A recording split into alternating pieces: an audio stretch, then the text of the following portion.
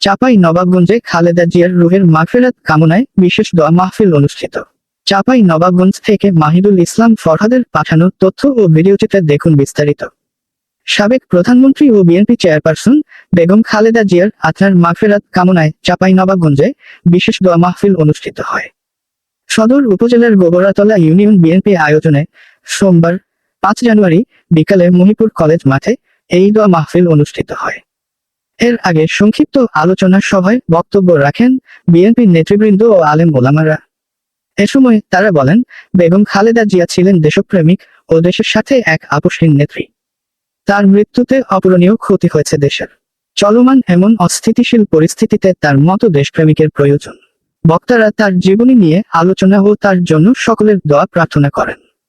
দোয়া মাহফিলের প্রধান অতিথি হিসেবে উপস্থিত ছিলেন বিএনপি চেয়ারপারসনের উপদেষ্টা ও চাঁপাই নবাবগঞ্জ 3 আসনে বিএনপি মনোনীত প্রার্থী সাবেক এমপি হারুনুর রশিদ, জেলা কৃষক দলের আহ্বায়ক ও সদর উপজেলা পরিষদের চেয়ারম্যান তৌশিকুল ইসলাম তোশী, সদর উপজেলার কৃষক দলের সদস্য সচিব ও গোবরাতলা ইউনিয়ন পরিষদের সাবেক প্যানেল চেয়ারম্যান তাসিম আলী সহ বিএনপি ও এর সহযোগী সংগঠনের বিভিন্ন স্তরের নেতাকর্মীগণ উপস্থিত ছিলেন। মেয়েদেরকে উপবৃত্তি বলেন, মেয়েদেরকে আপনার ফিস খাই এবং চাকরি বাকরি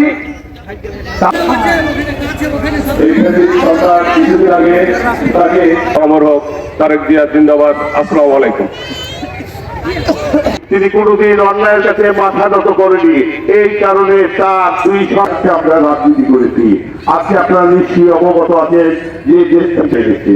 আপনারা নিশ্চয়ই অবগত আছেন যখন 2008 মানসিক নির্যাতন করেছে, আপনারা দেশবাসী জানেন।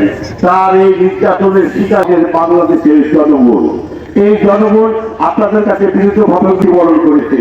আজকে দেখেন দেশের নেত্রী বেগম খালেদা জিয়ার উত্তরসূরি হলেন সম্মানিত চাঁপাই নবাবগঞ্জ গোবরাতলা শহীদ রাষ্ট্রপতি রাখাল রাজা ভাবে শাসন করে সন্তানের মতো তার উত্তরসূরি হিসাবে আমরাও আসতেছি। আসসালামু আলাইকুম ওয়া রাহমাতুল্লাহি ওয়া বারাকাতুহু। তার আদেশে অনুপ্রাণিত হয়ে আজকে আমরা